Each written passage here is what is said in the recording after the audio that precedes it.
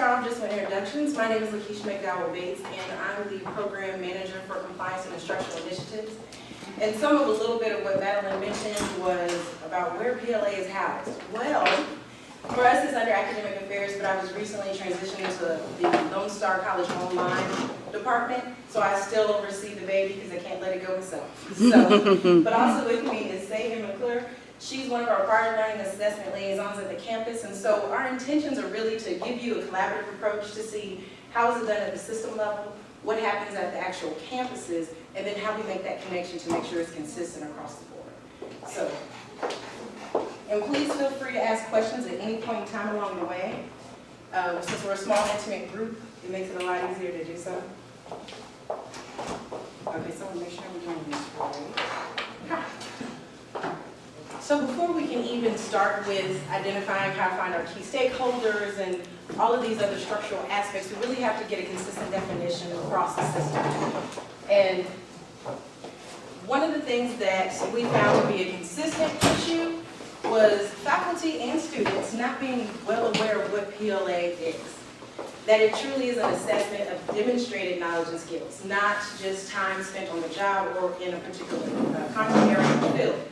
So we had to make sure that the language was consistent so that it's communicated in a consistent way. So therefore we came up with this definition. The purposes and the benefits.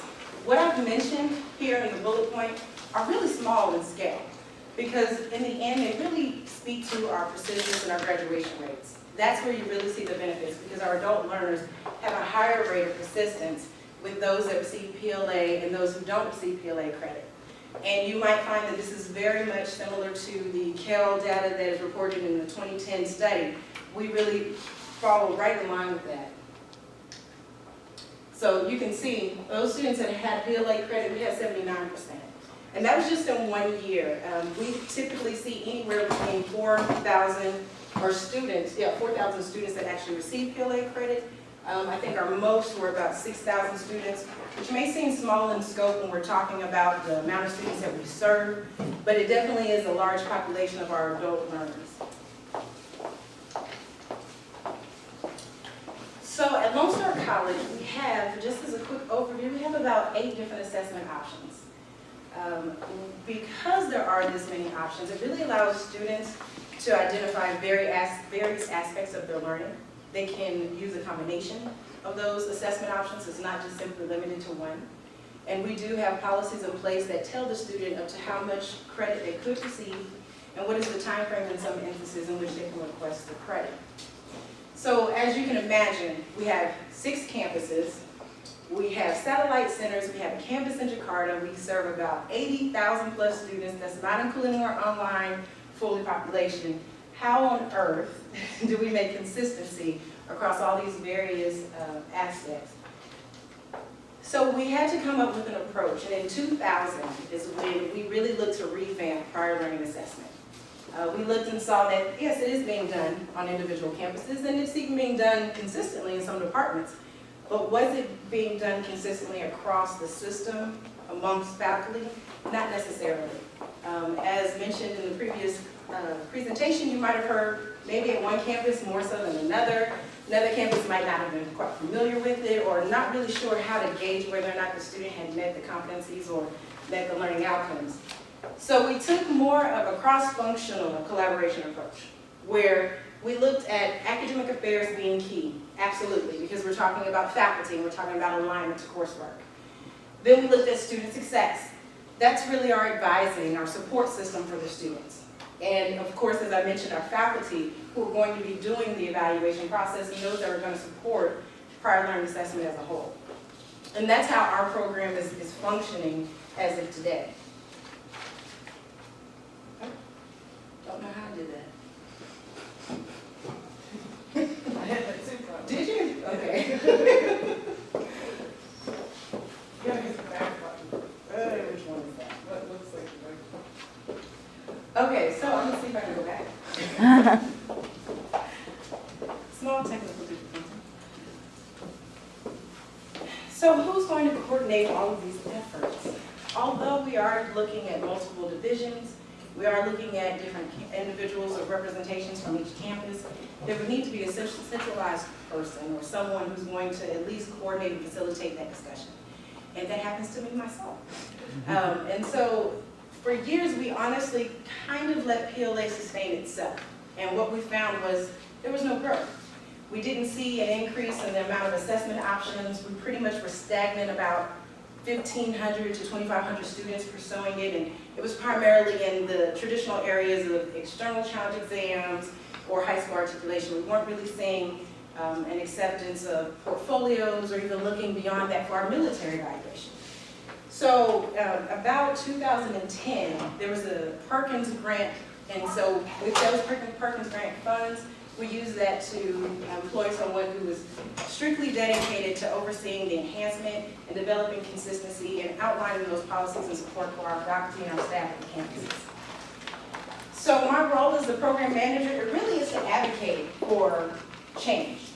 As I see issues that happen with prior learning assessment, or as I even encounter some questions our faculty might have, it really is my responsibility to be that liaison between the campus, faculty, staff, and support, and our administration at the system level.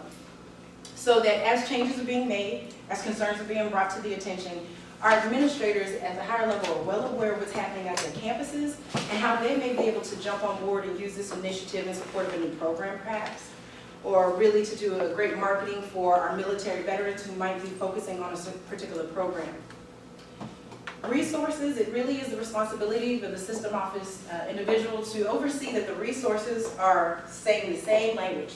How we describe PLA, how we articulate it to our students, what are going to be the parameters by which we award the credit, how we're assessing, all of those things need to be consistent. As mentioned earlier, SACS.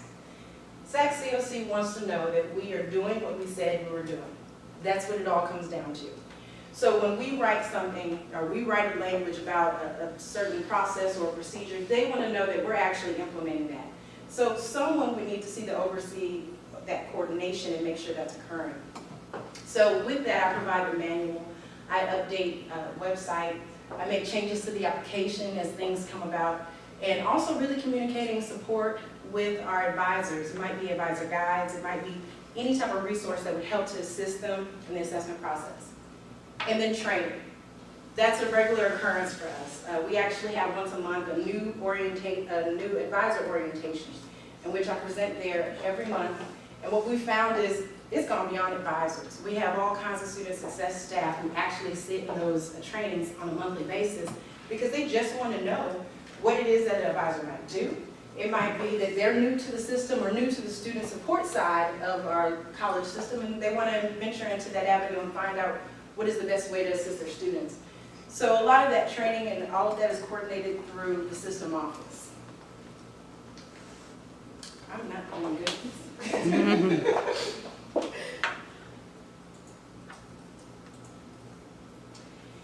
So at the system level, conversation occurred on who are the key stakeholders. So we have the person who's going to coordinate and communicate and do all the great things at the higher level. But who are the people who have their hands on the application? Who are the people who review these applications? Who are the people who take the fees? Who are the people who are going to oversee the internal challenge exams? All of those individuals had to be identified. And let us not forget our administrators. We need to make sure that our administration is part of this. So they are actually in on the review and the approval of changes. And so you don't see their name necessarily up there as key stakeholders. But please keep in mind, we definitely keep our Vice President of Instruction, our Vice Presidents of Student Success, our deans, our advising deans and instructional deans heavily engaged in any changes or any inquiries we might have. So they definitely are a relevant part. But in this instance, I really was trying to focus on who are the key stakeholders that I need to keep in regular communication with, build some type of relationship so that we have consistency. And that's where the committees came into play. So I said a little earlier, I wanted to talk about how we leveraged our resources. Well, for Lone Star College, we have curriculum teams.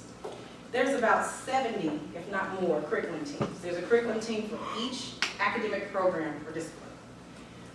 Workforce included, everyone has a team. And they're constantly, always evaluating the curriculum, looking at ways to modify, develop new programs, enhancement, and they work with the advisory committees. So why not take what we already have in place and incorporate that conversation of prior learning assessment? And so that's what we did. We leveraged that resource by bringing to their attention that we're looking for ways to draw students into your program, to help those adult learners that you have coming into your programs accelerate graduation, minimize the amount of time and money. And so that's where that faculty engagement comes in. So that's how we engage our key stakeholders on that aspect. Changes that the curriculum teams make, as I mentioned before, do go through campus representation, in which they review them, and our vice presidents of instruction give the official approval of any new alignments.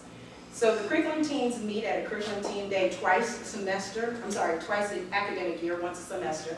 And during those times, I'll bring to their attention any changes that might happen. We have a new AP exam. CLEP decided to change their name of the exam. We have a change in the WECM outcomes. I personally would not know that had I not met with them. They're usually abreast of all this information. So I'm meeting with them. If they say there's a change in a course or they're discontinuing a course, I get to go through my PLA list, bring it to their attention that you guys have a prior learning assessment option for this course. Now that the outcomes have changed, do you feel that the alignment still stands? Do we need to reevaluate that? So being cognizant of all of these academic instructional revisions is really key. But to do that, we use the curriculum teams to do so. Our PLA liaisons, as Sagan was going to go in a little further, these are our points of contact at the campus. They are typically an individual who's in our advising department at each campus, who I can go to at any point in time if I have an inquiry about a campus process, a student, or there might be maybe even an issue with the student receiving credit. That is my point of contact, and they also see me as well at the system level. Quite often I might get phone calls about an application that might not get processed, a question about an evaluation, and so therefore there's a constant line of communication with the campuses. We meet twice a year, typically once each semester, and we get to discuss all of the things that we think might enhance the program. It's a great conversation because sometimes I'm not aware of what's happening when it comes to actually sitting down with a student, or what barriers the students find to be a barrier. I'm not familiar with that. But also it's a great conversation because I'm also able to explain to them what are the compliance issues that might come into play if we were to make it that simple for the student. So therefore we're keeping in compliance with our institutional policies. We're making sure with SAC-COC we're doing what we said we would do. And we're also looking that we don't compromise financial aid or veteran affairs. And so I'm that resource for them so that they're aware of what are some potential impacts that might have if we don't check this box or if we don't get the documentation in an appropriate amount of time. The PLA key stakeholders meeting, that is really built on process. So we have the faculty who are looking at the alignment of coursework. We have the PLA liaisons who are really the student support. Then we have our key stakeholders, our testing center, business office, IT, student records, all of those individuals who are going to have their hand at some point in time with the application or with processing the credit for the application. And these individuals meet with me as well. Because what I may not understand is that when I decide to get rid of an application for a change, maybe I just say we no longer need an application for that assessment option. The testing center might have used that as record keeping on their behalf, but I'm not aware of that. If I don't meet with them, they'll wonder why are all these students coming in and I don't see the form, so I'm not going to test them. And so then we have students who might be upset and irate because they're not understanding why all of a sudden I can't pursue this option. So in order to maintain consistency, communication, it really is key that you have all of those individuals at the table. Now, one of the key things to keep in mind is when you have them all at the table. It might not be in the development of a credit option that you should have your business office and your testing center there. That may be more of a faculty conversation. And so therefore, I would only approach our curriculum team if I'm just looking at aligning an exam to a course. However, if that exam is something that our testing center offers, then at some point in time after that approval has happened with the faculty, I do need to approach the key stakeholders and let them know that you might get an influx of students who are trying to pursue this exam. So you might need to consider in your budget how many of those exams that you actually purchase next year. So all of those things do play a part in the process. So how are we structured?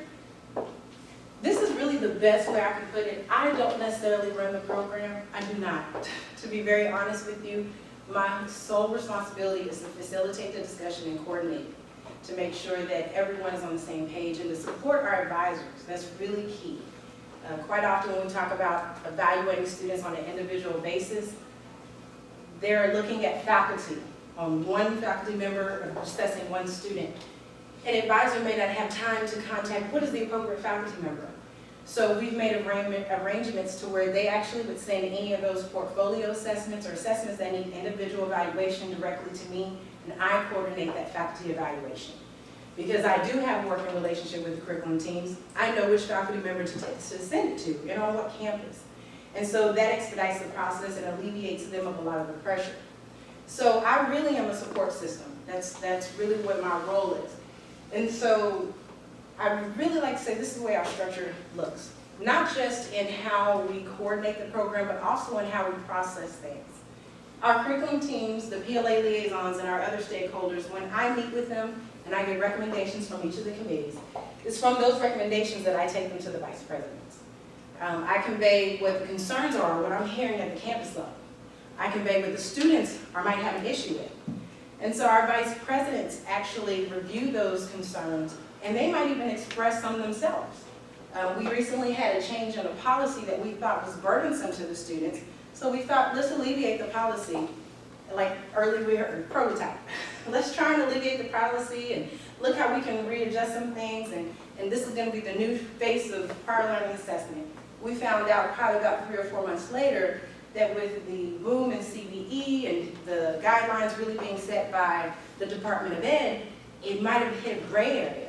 We had to revamp in January and reevaluate that all over again, and our vice presidents were definitely a part of that. And so you're constantly looking at avenues to make sure that as you're enhancing, you're not compromising the integrity of your program or your institution's policies. So our vice presidents, as I mentioned, are heavily engaged.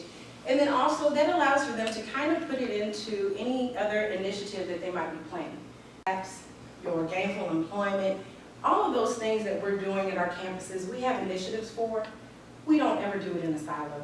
We all come together. It's not one department or one division. And so in like manner, neither is PLA.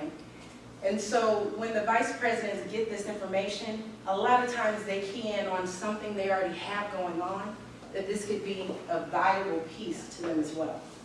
So it's definitely important that at all of those phases, once I get those approvals from the vice presidents, that's when they become official, that's when it is a policy, that's when it does become a new prior learning assessment option. And so with further ado, I'm going to turn it over to Sagan. Okay. Again, my name is Sagan. I serve as the prior learning assessment liaison at Lone Star College Kingwood. We are a system of schools, so Kingwood is just one of 6 campuses, and Lakisha did mention we have our centers. I help the center associated with Kingwood with their PLAs as well. So I'm doing my campus and the centers as well, so it keeps me very busy. I'm the first point of contact for all students requesting prior learning assessment that come on campus. I'll meet with them via phone, email, face-to-face, whatever is easiest for them, because just as we are, they're busy as well.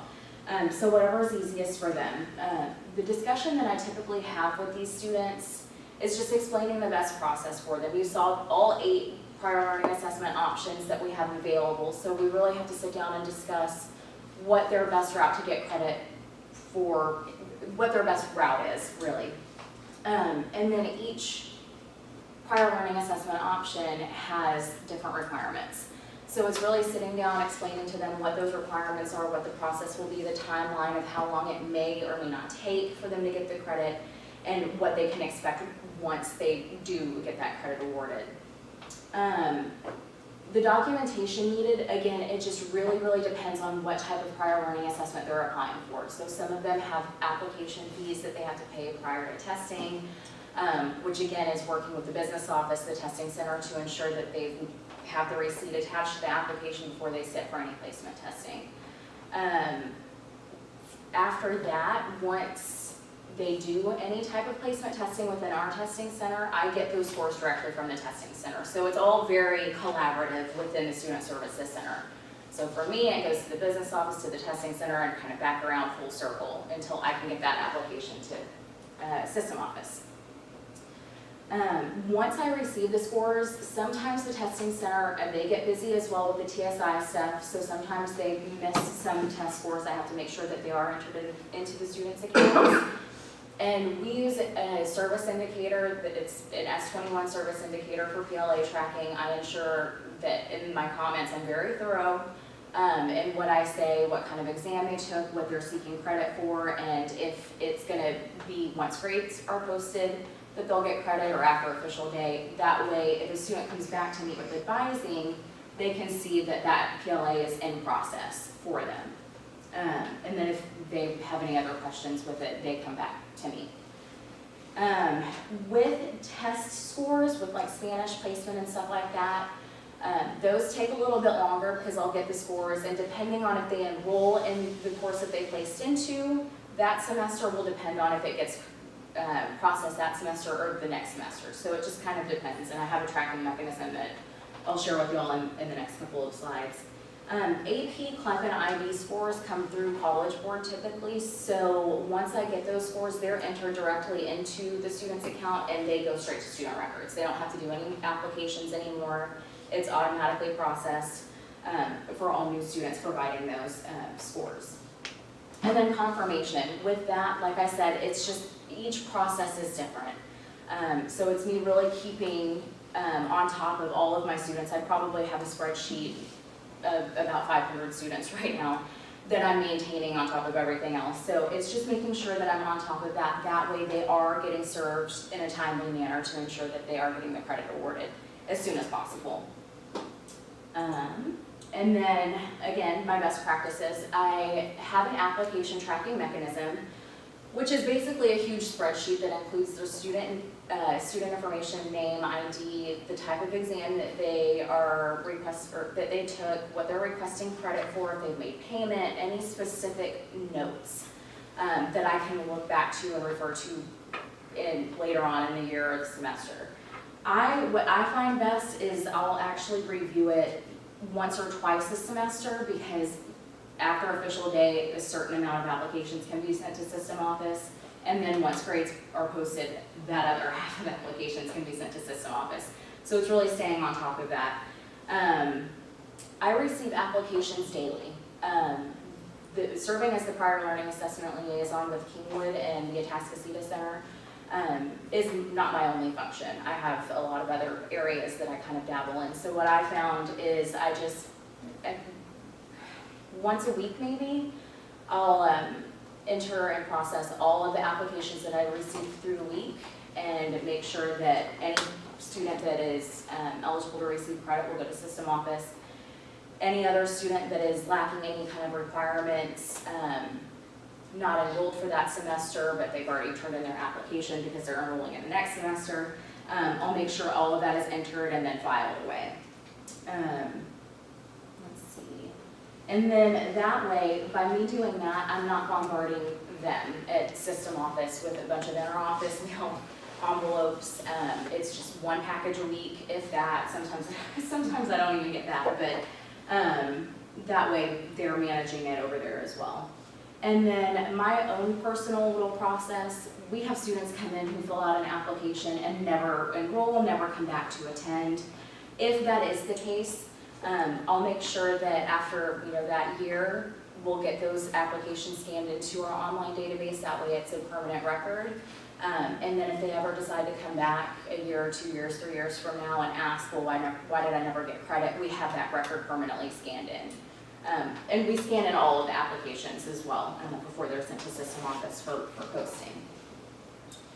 We do a lot of problem solving as well.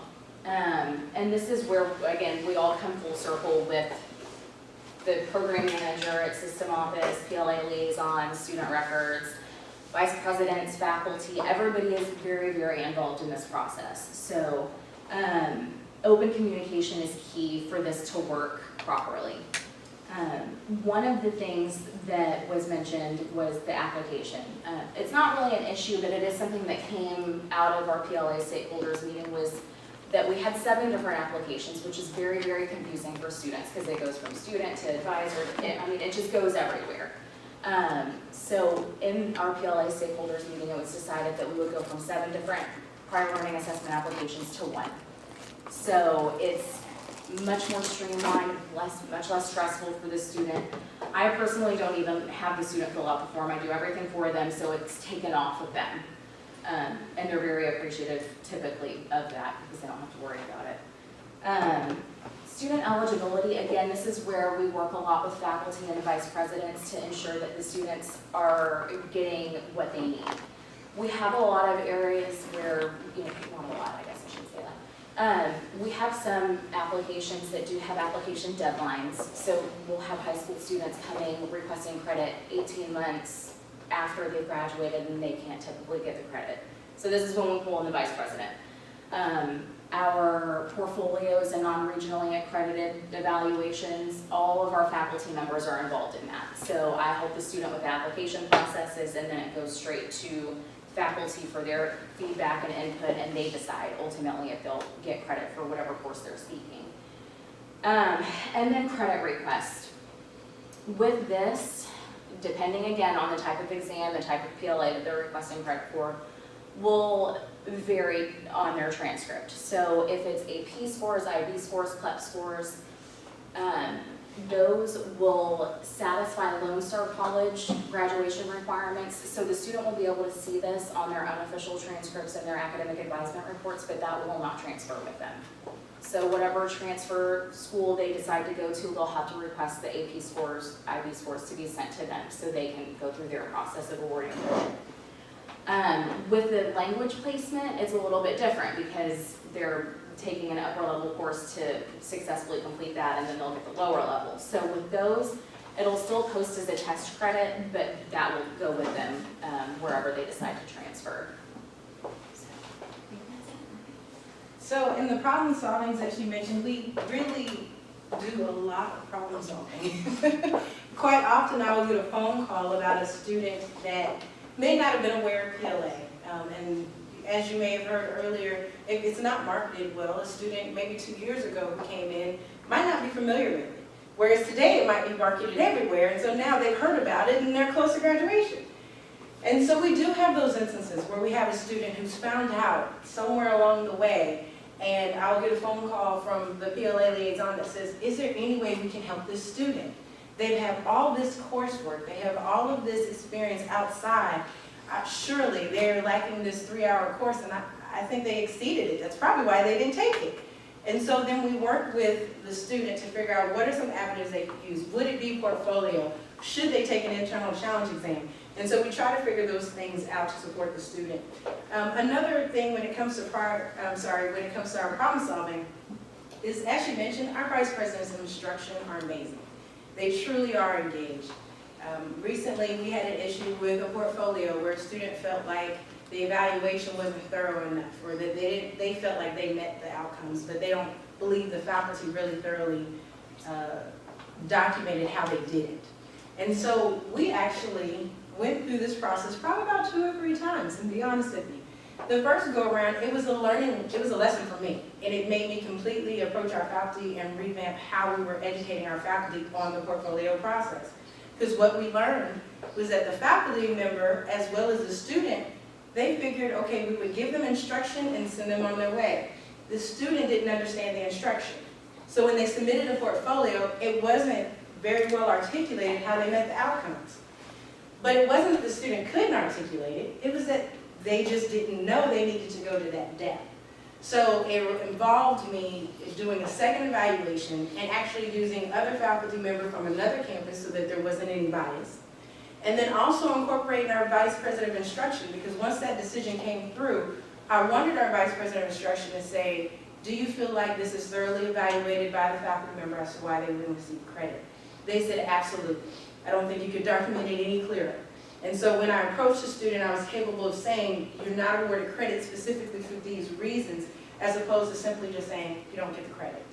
And that's key. It needs to be very well communicated to students, especially if you're a partner with ACE, for example. I have gotten a phone call from ACE asking, did you guys evaluate that transcript?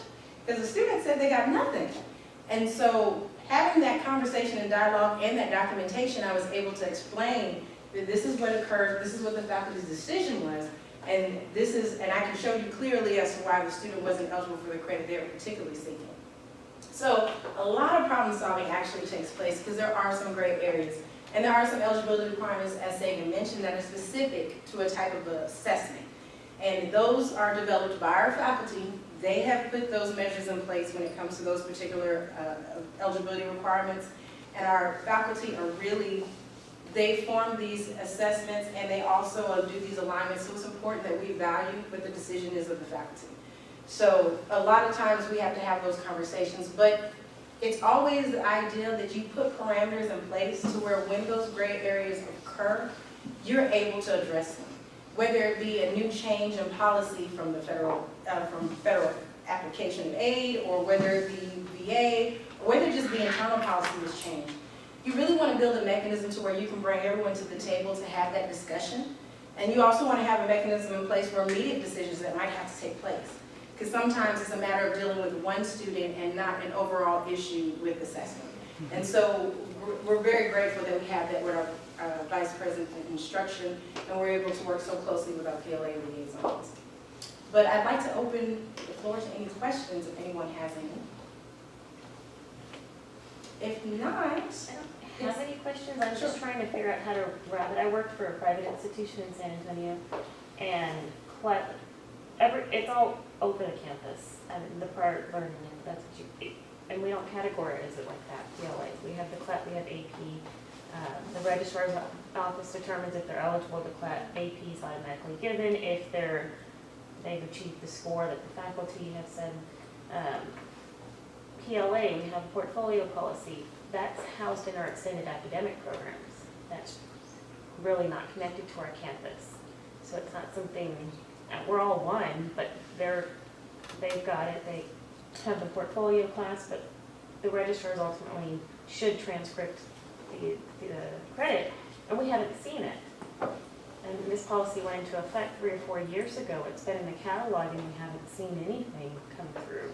So I'm just trying to wrap my head and take ideas back to our institution. What can we do to, the students obviously know about AP and CLAP. They get it through high school. They get it at orientation. It's on our website, but they don't know about portfolio. They don't know about CBEs. They don't know about this, and I'm trying to, what would you recommend? with portfolio, what we found is not just marketing, but education. What we found is if it is, let's say in our continuing education department, we used to years ago have a portfolio development course. Actually, when we started doing portfolios formally, we had that course. But that connection between the student completing the course and the student actually submitting the portfolio for credit, whether or not that connection was solid is a different story. And so really that's education of your faculty and those committees that you put together with key stakeholders. So even though you might have various departments that serve a different function, that doesn't prohibit you from having a committee in which all those different areas come together to kind of discuss what are your business processes. Because quite often that's what we found when we're doing the PLA stakeholders meeting. I'm sitting there, one campus is doing it this way internally, another campus is doing it this way internally. Now both of them are following policies and procedures, but they're just implementing it differently at their campus. And then what we're able to find, this is more efficient than this campus. So then they adopt what everyone else is doing because, oh, okay, we have some consistency and that we think that makes an excellent idea. But we also have some campuses that are smaller. We have a University Park location that's relatively new. And so they don't have all the resources or all the staff that you might find at one of our larger campuses. So because of that, how they implement changes. It varies a little bit. But what I've seen with the best implementation is always that they have a committee or a meeting or a conversation. The student success side will meet with the business office and the testing center representative, and they'll have that conversation and say, how do we make sure that once the student leaves CE and they complete this application, how are you all communicating it so that they know to come over to our side and get the credit? so that they know that, and then that your registrar can be aware that, you know what, I should be looking for this, I haven't seen any. So when you contact them maybe at some point in the year or someone, none of those are coming through. So then you can find out where your gap is in your information. But you really would need to bring all of them together at the table, just to have a conversation, just to find out generally, what are you all doing when you receive these? And I'll just add to that, that with our course to portfolio rate is at 66%. So that's what you should be aiming for if you've got a course like that. But we do a tremendous amount of follow-up with the students along the way while they're in the course. And then after the course, in the 6 months that lead up to when the portfolio is due, we get a lot of notifications and things. And they also have a fixed period of time, which is submit the portfolio. We're talking about narrowing actually that time frame even more than 6 months, because it becomes one of those things where people are like, oh yeah, I'm going to do a portfolio, I'll do it, and then it just keeps getting put off. So if you put a deadline wrapped around it, that can really help too. And something I didn't mention in one of the committees as a key stakeholder, and that's because they're always present, is our continuing education department. There is a representative from that side always on the curriculum teams. So with every curriculum team, there is a continuing education department rep, and they're able to speak to new CE programs, or for example, if it's that course that you're talking about, they would be able to say to the curriculum team, hey, looks like you have a lot of students that are coming in with welding experience. Have you guys considered a portfolio? If you haven't, I have this course that you could get your students to go through so they can then take that and move forward. If they start talking about, we're looking at enrollments, that's where that person jumps in and has those conversations. A really great working relationship that we've seen with that more recently was our Law Enforcement Academy. Our Law Enforcement Academy, our criminal justice program in law enforcement, they actually built their entire program with PLA being the guaranteed first thing you do before you start the program, then starting the program. So the PLA is actually a continuing education department offering our academy. After they complete the academy and they successfully graduate, that's where the communication starts, and they tell the students, hey, don't stop. You have your license, you're great, you're TCOL certified, you can be a police officer. However, if you ever want to move up, you're going to need that additional credit hour. You're going to need at least that, 60. So they start to thinking, they have that conversation, they then come to the credit side of the house, and they are more apt to request the credit and progress forward. So it really is making sure that you have those people at the table, and it doesn't necessarily need to be multiple meetings in a year, maybe initially when you're first starting out, but we found one meeting a semester, it does wonders. And it also allows time to try and make things work, because if you try something for a semester, or if someone decides, let's just see if we have room for that, you can kind of play around with it and then come back to each other and say, how did that work? And so we found that one meeting a semester actually was more effective than having multiple meetings throughout the semester. Are there any other questions? Well, thank you for everybody's comments.